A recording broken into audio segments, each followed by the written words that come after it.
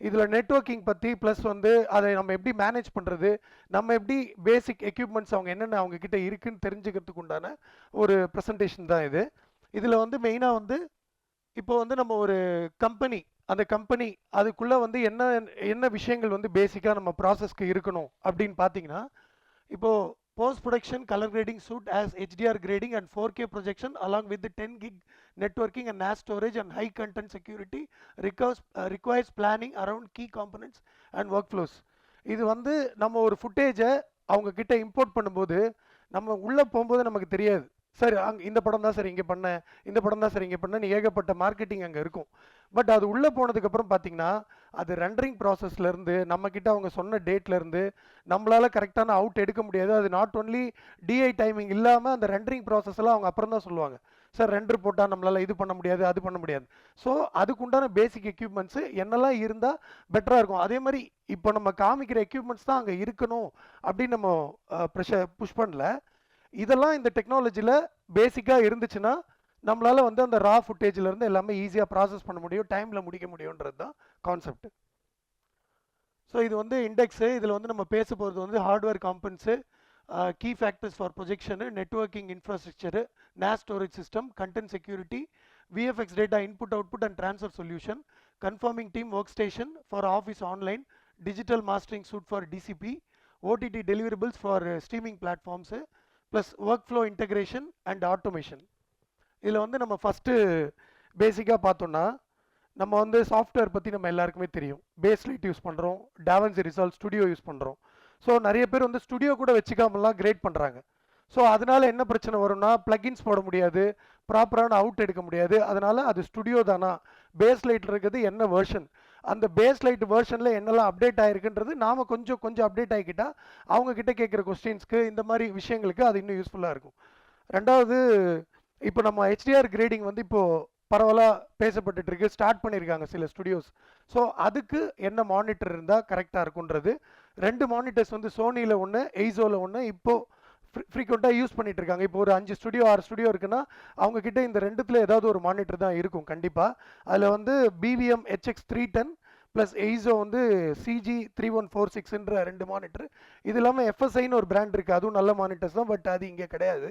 So இந்த நம்ம HDR கிரேடிங்க்கு இந்த 2 மானிட்டர்ஸு கண்டிப்பாக இருந்தே ஆகணும் அந்த இடத்துல. இல்லாட்டி நம்மளால் HDR ரெஃபரன்ஸோ இல்லை ட்ரிம் ப்ராசஸில் நம்ம பார்க்குற அவுட்ஸோ நம்மளால் செக் பண்ண முடியாது. ரெண்டாவது, ப்ரொஜெக்ஷனோட கீ ஃபேக்டர்ஸ். இது வந்து மினிமமாக நம்ம வந்து ஃபஸ்ட்டு தேட்டருக்கு அவுட் எடுப்போம். லைக் இப்போ P3 கலர் ஸ்பேஸில் அவுட் எடுக்கணும், ஆனால் அவங்கக்கிட்ட வெறும் மானிட்டர் தான் இருக்குது. அப்போ அதில் எப்படி நீங்கள் P3யை ஜட்ஜ் பண்ணுவீங்க? ஜட்ஜ் பண்ண முடியாது. ஆனால் P3 ஆப்ஷன் அந்த மானிட்டரில் இருக்கும். பட் இருந்தாலும் நம்ம ப்ரொஜெக்ஷனில் அந்த கலர் ஸ்பேஸோடு பார்க்கும்போது தான் நமக்கு ஒரு 98% அக்யூரசி நம்மளால் ஜட்ஜ் பண்ண முடியும். இப்போ நம்ம மானிட்டரில் பார்த்துட்டோம் P3 ஓகே அப்படின்னீங்கன்னா அது தேட்டரோட கேலிப்ரேஷனுக்கு சம்டைம்ஸ் ஒரு 10% to 15% இடிக்கலாம்.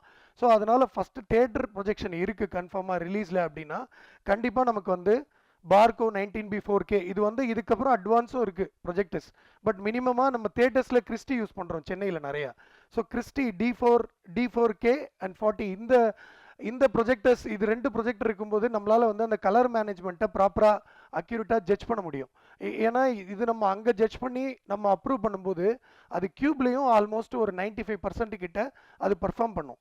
இதை தவிர்த்து முன்னாடி நான்லாம் வந்து ஒரு 2012-13லலாம் வந்து டாவன்சி ரிசால்வ் இருக்கும் சின்ன ஸ்டுடியோஸில். அப்போ எல்லாமே பேஸ் லைட் தான் இருந்தது. அப்போ அவங்கக்கிட்ட வெறும் HD ப்ரொஜெக்டர் இருக்கும், அதை வச்சு தான் கிரேட் பண்ணுவாங்க. அதில் என்ன பிரச்சனைனா கேலிப்ரேஷனில் ஓகே, பட் நம்ம கிரேட் பண்ணும்போது நிறைய நாய்ஸஸ் இருக்கும், அதில் பிளாக் லெவல்ஸ் தப்பாக இருக்கும். அப்புறம் தேட்டரில் போய் பார்க்கும்போது அது கரெக்டாக இருக்கும். பட் நம்ம வந்து தேட்டரில் இது எப்படி இருக்கும் யோசிச்சு அங்கேயே நம்ம ஜட்ஜ் பண்ணி எடுக்கிற அவுட் அந்த மாதிரி நிலமெல்லாம் இருந்துச்சு. பட் இப்போ வந்து ரொம்ப அக்யூரேட்டாக இருக்குது பைப்லைனு. பட் அந்த பைப்லைனை மெயின்டைன் பண்ணுறதுக்கு இந்த எக்யூப்மெண்ட்ஸ் இருந்தால் ரொம்ப பெட்டர். அதே மாதிரி இந்த எக்யூப்மெண்ட்ஸில் கேலிப்ரேட் பண்ணுறதுக்கு கீழே லாஸ்ட்டாக இருக்குது பாருங்கள், எக்ஸ்ரைட் அண்ட் கால்மன் 2 கேலிப்ரேட்டிங் சாஃப்ட்வேர் வந்து எல்லோ கலரில் மென்ஷன் ஆகிருக்குல்ல. ஸோ இதுவும் வந்து ஒரு டிஐ ஸ்டுடியோஸில் அவங்க மெயின்டைன் பண்ணும். மோஸ்ட்லி இதெல்லாம் வந்து மானிட்டர்ஸோடய வந்துடும். அது இல்லைனாலும் அவங்க வந்து வீக்லி ஒன்ஸோ இல்லை 10 days ஒன்ஸோ வந்து கேலிப்ரேட் பண்ணுறாங்களான்றது நம்ம கேட்டுக்கணும். ஏன்னா அவங்க கேலிப்ரேட் பண்ணலன்னா நமக்கு பிளாக்ஸ் இங்கே நல்லாயிருக்கும், தேட்டரில் ப்ளே ஆகும்போது இது என்னடா ஓப்பனாக இருக்குது அந்த மாதிரி நிறைய கொஸ்டின்ஸ் வரும். டீம், நான் இதை பற்றி லாஸ்ட்டாக சொல்கிறேன் இந்த ஸ்லைட் பற்றி. இப்போ நம்ம வந்து மினிமமாக ஒரு ஃபுட்டேஜை வந்து அப்லோட் பண்ணுறோம். இப்போ டேரெக்டாக ஹார்ட் டிஸ்க்லேருந்து அவங்க ஒர்க் பண்ணுறதுக்கும் இந்த மாதிரி 10 gig ஈத்தர்நெட்டு ப்ளஸ் ரவுட்டர் ஃபயர்வால்லாம் வச்சு அவங்க ஒர்க் பண்ணுறதுக்கும் ஒரு டிஃப்ரென்ஸ் இருக்குது. என்னென்னா ஹார்ட் டிஸ்க் வந்து நம்மளோட மெயின் சோர்ஸே அந்த ஹார்ட் டிஸ்கில் இருக்கும். ஸோ அவங்கக்கிட்ட ஸ்டோரேஜ் ஃபெசிலிட்டி இருக்கான்னு நம்ம ஃபஸ்ட்டு செக் பண்ணிக்கணும். அவங்க சும்மா ஹார்ட் டிஸ்க்கு கனெக்ட் பண்ணி பண்ணும்போது ஹார்ட் டிஸ்க் திடீர்னு கீழே விழலாம், இல்லை பிரேக் ஆகலாம், இல்லை அதுக்குள்ளே ஃபைல்ஸ் அடிக்கடி பின்ன சொருகி எடுக்கும்போது வேறு ஏதாவது ஃபைல் பிரேக்கிங் ப்ராப்ளம் வரலாம். ஸோ ஸ்டோரேஜ் ஃபெசிலிட்டி இருந்தால் அவங்க ஃபஸ்ட்டு அதை பேக்கப் பண்ணிவிடுவாங்க ஸ்டோரேஜில், அதுக்கப்புறம் அதை சர்வரில் கொடுப்பாங்க. சர்வர் தான் டிசைட் பண்ணும் அது அடுத்தடுத்து எங்கெங்கே போகணும், யார் யார் அதை ஆக்சஸ் பண்ணணுன்றது. அதுதான் அந்த ரவுட்டர் ஃபயர்வால்ன்றது அந்த வேலையை பார்க்கும். அது ஒரு பாலிசி எடுத்துக்கும், இந்த மிஷினுக்கு இவ்வளோ கொடுக்கணும், இந்த மிஷினுக்கு இவ்வளோ கொடுக்கணுன்றது ஒரு செக்யூரிட்டி சிஸ்டமாகவே அவங்க அதை மெயின்டைன் பண்ணுவாங்க. ஸோ இன்னொரு விஷயம் என்னென்னா, இந்த மாதிரி சிஸ்டம் இருக்கும்போது இன்கேஸ் அவங்க ஒர்க் பண்ணிட்டு இருந்த ஃபைல் பிரேக் ஆனால் கூட ரவுட்டரில் க்ளோன் ஆகிருக்கும் அந்த ஃபைல் அந்த சர்வரில். ஸோ அதுலேருந்து அது திருப்பி ரீமேட்ச் பண்ணிக்கும், அந்த டைம் கோடு அந்த ஃபைல் நம்பர் வச்சு அதை ரீமேட்ச் பண்ணிக்கும். இல்லாட்டி நம்ம என்ன பண்ணணும்னா திருப்பி அந்த ஹார்ட் டிஸ்க்கை தேடி அந்த ஃபைலை எடுத்து திருப்பி அதை வந்து அவங்க ரீகன்ஃபார்மிங் பண்ணி நம்ம பண்ணுறதா இருக்கும். இது எதுக்குன்னா டைம் கன்சியூமிங் தான். இப்போ வந்து ஒரு 10 days தான் உங்களுக்கு ரிலீஸ்க்கு டைம் இருக்குன்னா இந்த மாதிரி இஷ்யூஸ் எல்லாம் நீங்கள் வந்து ஃபிக்ஸ் பண்ண முடியாது. நான் ஒரு ஸ்டுடியோவில் போய் தெரியாமல் மாட்டிக்கிட்டேன் ஒரு வாட்டி. அது 2 ஆகிறதுக்கே கிட்டத்தட்ட 4 days 5 days ஆகிடுச்சு. பட் இன்றைக்கி இருக்கிற ஸ்பீடுக்கு அவ்வளோ டேஸ் தேவையில்லை நமக்கு. ஸோ இன்றைக்கி வேறு மல்டிபிள் டெலிவரபிள்ஸ் இருக்கிறதுனால நம்ம வந்து கொஞ்சம் கேப்பபிளான ஸ்டுடியோஸை சூஸ் பண்ணுறது நம்மளோட ஒரு முக்கியமான ரெஸ்பான்சிபிலிட்டி ஆகிடுச்சு இன்றைக்கி. ஸோ இதுதான் வந்து அந்த NAS ஸ்டோரேஜ். இது வந்து NAS ஸ்டோரேஜ்ன்றது ஒன்று, இது மாதிரி நிறைய இருக்குது அட்வான்ஸாக. ஸோ பேசிக்காக அந்த சைடு இருக்க ஸ்டோரேஜ் தான் இங்கே பாயிண்ட் பண்ணியிருக்கு ஸ்டோரேஜ்னு. ஸோ இதில் வந்து உங்களோட கம்ப்ளீட்டு, அதாவது depends on the lab, depends on the studio. ஒருத்தர்கிட்ட 120 TB இருக்கும், ஒருத்தர்கிட்ட 200 TB இருக்கும், ஒருத்தர்கிட்ட வெறும் 80 TB இருக்கும். ஒரே டைமில் 2 படத்தோட கண்டென்ட்டை வச்சு அவங்களால எடிட் பண்ண முடியும். இல்லை ஒருத்தர்கிட்ட வெறும் 40 TB தான் இருக்குன்னா அவங்க ஒரு படத்தோட கண்டென்ட்டை வச்சு தான் ஒர்க் பண்ணிட்டு இருப்பாங்க.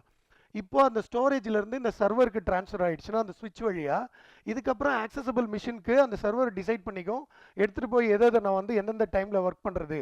அந்த மாதிரி ஒரு ரெண்டர் ஃபார்மிங்னு வச்சுக்கோங்க. ரெண்டர் ஃபார்மிங்னா நீங்கள் வந்து லேபில் போகும்போது பேசிக்காக, ஏன்னா நிறைய சின்ன இடங்கள்ல இது இருக்கிறது இல்லை.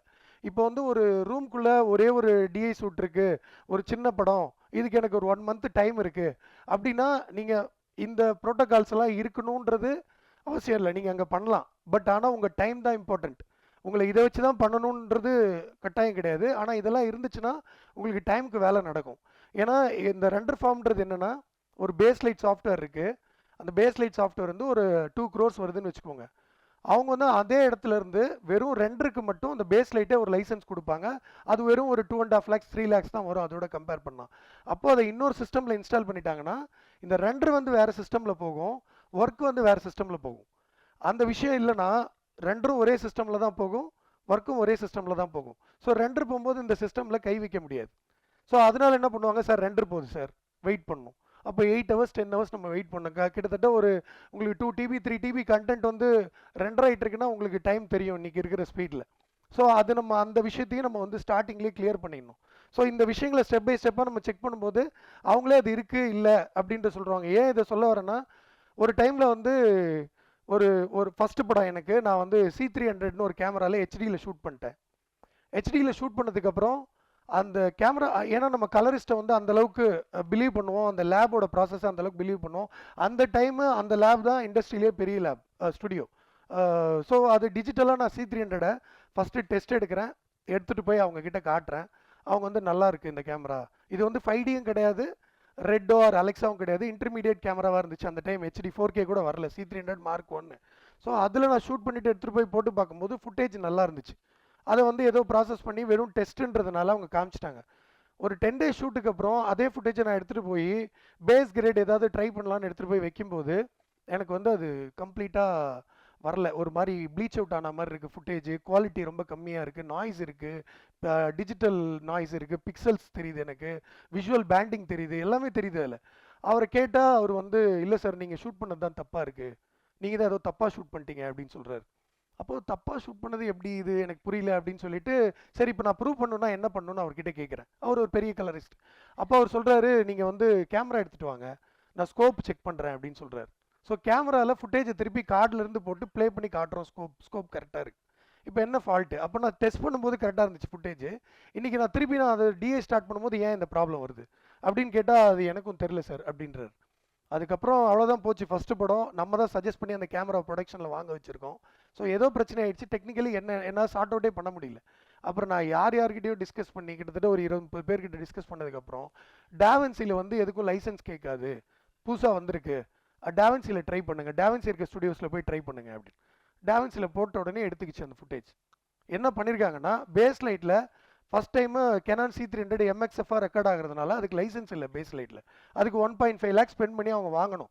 அதை வாங்காமல் ஃபுட்டேஜை வந்து MOVயாக கன்வெர்ட் பண்ணி எனக்கு கிரேட் பண்ணியிருக்காங்க. இந்த விஷயம் எனக்கு தெரியறதுக்கு ரொம்ப டைம் ஆயிடுச்சு. அப்போ நம்ம ஒரு பேசிக் விஷயத்தில் ஸ்ட்ராங்காக இருக்கும்போது நம்மளால் ஈஸியாக ட்ராக் பண்ண முடியும். அப்போ இதான் ப்ராசஸ் பண்ணியிருக்கீங்க, தப்பாக இருக்குன்னு சொல்லி நம்மளால் கேட்க முடியும். ஸோ அதுக்குண்டான ஒரு விஷயங்கள் தான் பேசிக்காக இந்த விஷயங்கள் இருந்தால் பெட்டர்ன்னு நம்ம சொல்கிறோம். ரெண்டாவது, நமக்கு வந்து இப்போது ஹைதராபாத்தில் ஒரு படம் கிளாஷ் ஒர்க் பண்ணும்போது ஒரு ஃபுட்டேஜ் மட்டும் வெளியே யூடியூப்பில் அப்லோட் ஆகிடுச்சு. அப்போ வந்து அது யார் பண்ணது எப்படி பண்ணதுன்னு அவங்களால ட்ராக் பண்ணவே முடியல. ஏன்னா அங்கே செக்யூரிட்டி சிஸ்டம் ப்ராப்பராக இல்லை. அப்புறம் ஒரு CCTV வச்சு தான் அதை கண்டுபிடிச்சாங்க. அதுக்காக தான் நமக்கு ஆக்சஸ் கண்ட்ரோலில் 2 factor ஆத்தென்டிகேஷன் மஸ்ட்டு. இப்போ வந்து ஒரு ஸ்டாஃபே இருந்தாலும் அவங்க வந்து ஈஸியாக ஒரு ஃபுட்டேஜையோ ஒரு ஃபைலையோ காப்பி பண்ணிட முடியாது. அவங்களுக்கு வந்து பாஸ்வேர்டே தெரிஞ்சாலும் வேற ஒரு ஆப் மூலயமா, கம்பெனி சர்வர் மூலயமா அவங்களுக்கு இன்னொரு பாஸ்வேர்டு அனுப்பிச்சு 2 பாஸ்வேர்ட் போட்டால் தான் அந்த ஃபைலே ஓப்பன் பண்ண முடியுன்ற மாதிரி ஒரு சிஸ்டம் இருக்குது. அதே மாதிரி டேட்டா என்கிரிப்ஷன், அதே மாதிரி physical security, protecting the facility from, அதாவது அன்ஆத்தரைஸ்டு ஆக்சஸ். அதான் நான் இப்போ சொன்னது தான், அன்ஆத்தரைஸ்டாக யாருமே அதை ஆக்சஸ் பண்ண முடியாது. அப்படி ஆக்சஸ் பண்ணணும்னா அவங்களோட இது வந்து அந்த டேட்டாலாம் லாக் ஆகிடும் கம்ப்ளீட்டாக. ரெண்டாவது செக்யூரிட்டி, இதில் வந்து perform periodic security audits to ensure compliance with standards like TPN, trusted partner network. So இந்த TPN வந்து ஒரு கம்பெனிக்கு வந்து அவசியமாக இருக்கணும் பேசிக்காக. ஏன்னா அது ஒரு ISO சர்டிஃபிகேட் மாதிரி. ஸோ நம்மளோட ஃபுட்டேஜ் வந்து எங்கேயாவது லீக் ஆகிடுதா, இல்லாட்டி வேறு மூலியமாக ஏதாவது ஒரு ஷாட் வந்து வேறு யாராவது எடுத்துட்டாங்களா, இல்லை ஒரு இமேஜ் எடுத்துட்டா கூட, ஏன்னா நம்ம சூப்பர்வைசிங்கில் தான் இருக்கும் கம்ப்ளீட்டாக போஸ்ட் ப்ரொடக்ஷன். ஸோ நம்ம மேலே வந்துடும் அந்த விஷயங்கள். ஸோ அதுக்காக இந்த மாதிரி செக்யூரிட்டி சிஸ்டம் வந்து ஸ்ட்ராங்காக இருக்கணும் அப்படின்றது ஒரு பாயிண்ட். ரெண்டாவது வந்து இந்த மாதிரி இது வந்து சின்ன படங்களுக்கு பெரிய படங்களுக்கு அப்படி சொல்ல, ஒரு இப்போ ஒரு பாகுபலி மாதிரி படம் இருக்குன்னு வச்சுக்கோங்களேன், அதுக்கு வந்து வெறும் சென்னையிலையோ இல்லாட்டி இந்தியாவுக்குள்ளேயோ ஒர்க்கு போகாது. நியூயார்க்கில் போகும், லாஸ் ஏஞ்சல்ஸில் போகும், எங்கே வேணால் போகும் ஒர்க்கு. ஸோ அப்போ நம்ம வந்து ஒரு இடத்துக்கும் ஹார்ட் டிஸ்க்கை வந்து ட்ரான்ஸ்ஃபர் பண்ணிட்டு இருக்க முடியாது. இப்போ வந்து யூஎஸ்க்கு போகணுன்னா 24 hours ஃப்ளைட் மட்டும் ஆகும். அங்கேருந்து அது போய் டெலிவரி ஆகிறதுக்கு கிட்டத்தட்ட 40 hours ஆகிடும். அப்போ நமக்கு ரிலீஸ் டைமு, பெரிய படங்களோட ப்ரெஷரு அப்படி இருக்க டைமில் இந்த மாதிரி லைக் க்ளவுடில் நம்ம மெயின்டைன் பண்ணுறது ரொம்ப பெட்டர். இதுக்கு அந்த கம்பெனி வந்து இந்த க்ளவுட், உதாரணத்துக்கு மீடியா ஷட்டில்னு ஒரு க்ரௌட் இருக்குது. அது என்ன பண்ணுவாங்கன்னா, அதில் எனக்கு நிறைய வாட்டி அமைச்சிருக்காங்க ஃபுட்டேஜஸ்லாம். ஸோ அப்ரூவ் பண்ணுறதுக்கு, அப்ரூவ் பண்ணுறதுக்கு 100 பேர் க்ரூ மெம்பரில் ஒரு 20 பேருக்கு நீங்கள் அனுப்பணுன்னா கூட இந்த மீடியா ஷெட்டில்ன்ற சாஃப்ட்வேர் என்ன பண்ணுன்னா உங்களுக்கு வந்து கம்ப்ளீட்டாக ஒரே ஸ்பீடில் அதை கிக் பண்ணும். ஸோ ஒரே ஸ்பீடில் எல்லாராலையும் வந்து அங்கே இது பண்ணிக்க முடியும். ரெண்டாவது, ஒரு 1.5 TB ஃபைல் நான் சொன்னேன் இல்லையா, ஃப்ளைட் வழியாக போகிறதுக்கு எவ்வளோ டைம் ஆகும்னு, இதில் மேக்ஸிமம் ஒரு 2 hours அவங்க அமைச்சிருவாங்க. அதே மாதிரி அவுட்புட்டை நம்ம இந்த மாதிரி சாஃப்ட்வேர் யூஸ் பண்ணும்போது அவங்களுக்கு ஆக்சஸ் கொடுக்கறதுனால அவங்களும் நமக்கு திருப்பி அனுப்பும்போது நமக்கு வந்து ஒரு 2-3 days ஆகிற ஒர்க்கு ஒரு 8 hours 10 hours நமக்கு முடிஞ்சிடும் கம்ப்ளீட்டாக. ஸோ அதுக்கு வந்து இந்த மாதிரி ப்ராசஸ் இருக்கிற ஒரு, நான் சொல்கிறது டிபெண்ட்ஸ் ஆன் த ப்ராஜெக்ட். எல்லா ப்ராஜெக்ட்டுக்கும் இதை இது பண்ணணும்னு சொல்ல வரல. பெரிய ப்ராஜெக்ட்ஸ்க்கு அது வேறு மாதிரி டிமாண்ட்ஸ் இருக்கும். அப்போ அந்த மாதிரி இந்த மாதிரி விஷயங்கள் இருக்கிற கம்பெனிஸ் வந்து நமக்கு இன்னும் யூஸ்ஃபுல். ரெண்டாவது, கன்ஃபார்மிங் அண்ட் ஒர்க் ஸ்டேஷன்ஸ் பற்றி சொல்லணும்னா, மெயினாக வந்து சிஸ்டமோட ரெக்குவயர்மெண்ட்ஸ் இதெல்லாம் வந்து பேசிக்காக பெரிய ஸ்டுடியோஸில் மெயின்டைன் பண்ணியிருப்பாங்க. இருந்தாலும் நம்ம வந்து சின்னதாக அவங்க கூட உட்கார ஸ்டார்ட் பண்ணும்போது இந்த ஸ்பீடெல்லாம் நம்ம செக் பண்ணிக்கிறது ரொம்ப பெட்டர். இது வந்து எப்படின்னா, ஒரு கரெக்டாக ப்ரோட்டோகால் ஃபாலோ பண்ணுற கம்பெனிலே இதெல்லாம் பிரச்சனை இருக்காது. இதை தாண்டி ஃபாஸ்ட் உள்ள சிஸ்டம்ஸும் இருக்குது. அதை சில இடங்களில் மெயின்டைன் பண்ணுறாங்க, பாம்பேயில் அந்த மாதிரி. பட் நம்ம பேசிக்காக ஒரு இடத்துக்குள்ளே போகும்போது இந்த சிஸ்டம் ரெக்குவயர்மெண்ட்ஸை செக் பண்ணிக்கிறது ரொம்ப பெட்டர். அது இல்லாமல் அதோட இப்போ வந்து டிஜிட்டலாக நம்ம வந்து ப்ராசஸ் பண்ணிட்டோம். நம்ம வந்து டிசிபி பண்ணுறதுக்கு ஒரு இடத்துக்கு போய் டிசிபி பண்ணும்போது நமக்கு என்ன பிரச்சனைகள் வரும்னா, சம்டைம்ஸ் டிசிபியில் அங்கே நான் பார்க்கும்போது கலர் கரெக்டாக இருந்துச்சு, ஸோ இங்கே வந்து எனக்கு தப்பாக இருக்குது அப்படின்ற மாதிரி விஷயங்களுக்கு லேபே வந்து டிரான்ஸ்கோடர் வச்சுருக்காங்க. கலர் ஃப்ரண்ட்டுன்னு சொல்லி ஒரு டிரான்ஸ்கோடர். இது வந்து வேர்ல்டு பெஸ்ட்டு டிரான்ஸ்கோடர்னே சொல்லலாம். ஸோ இது மூலிமா நீங்கள் என்ன டெலிவரிபிள்ஸ் வேணாலும் எடுக்கலாம், HDR பண்ணலாம். ரெண்டாவது, இதை வந்து டிசிபி மாஸ்டரிங் பண்ணலாம், KDM கிரியேட் பண்ணலாம். ஸோ இந்த ஃபெசிலிட்டி இருக்கணும்னு நான் சொல்ல வரல. இது இருந்துச்சுன்னா இன்னும் பெட்டர் நம்ம கிரேட் பண்ணதை அங்கேயே டிசிபி மாஸ்டரிங் பண்ணி நம்மளால் பார்த்துட முடியும். ஏதாவது இஷ்யூஸ்னால் நம்ம அதை அங்கேயே சார்ட் அவுட் பண்ணிக்க முடியும். ஸோ இது வந்து மெயினாக colourist, conformist and line producers high quality. இப்போது எக்யூப்மெண்ட்ஸை நம்ம செக் பண்ணிட்டோம், எல்லாம் கரெக்டாக இருக்குது. பட் இந்த டீம் வந்து கேப்பபிளா? இவங்களுக்கு வந்து எக்யூப்மெண்ட்ஸை மட்டும் கொடுத்துட்டு கடைசியில் அவங்களுக்கு ஒர்க் தரலனா அதுவுமே நமக்கு பிரச்சனை தான். ஸோ அதுவும் நம்ம என்ஷூர் பண்ணிக்கணும். இவங்க என்ன மாதிரி படங்கள் ஒர்க் பண்ணியிருக்காங்க, எப்படி ஹேண்டில் பண்ணியிருக்காங்க, நமக்கு அசைன் பண்ணுற கலரிஸ்ட்டு, நமக்கு அசைன் பண்ணுற லைன் ப்ரொடியூசர், இவங்க எல்லாருமே எந்த அளவுக்கு கேப்பபிள். ஸோ டைமில் நமக்கு எல்லாமே இது பண்ணுவாங்களா? ஸோ இவங்க கிட்ட நம்ம எல்லாத்தையுமே டபுள் செக் பண்ணிக்கலாம். சீக்கா அடுத்து வந்து பைப்லைன்ஸ் பற்றியும், அடுத்தடுத்து நம்ம கலர் ப்ராசஸ்லாம் எப்படி பண்ணுறது, ஒரு பெரிய டிஸ்கஷன்ஸ் பிளான் பண்ணுறாங்க. ஸோ அந்த டிஸ்கஷன்ஸில் உங்களுக்கு இன்னும் கிளாரிட்டி கிடைக்கும். இது வந்து ஜஸ்ட் ஒரு எக்யூப்மெண்ட்ஸ் ரிலேட்டடான பற்றி தானே தவிர, மற்றபடி இதை வந்து நம்ம எந்த அளவுக்கு அவேராக இருக்கிறது அப்படின்றத நம்ம ஒரு கிளாரிஃபிகேஷனுக்காக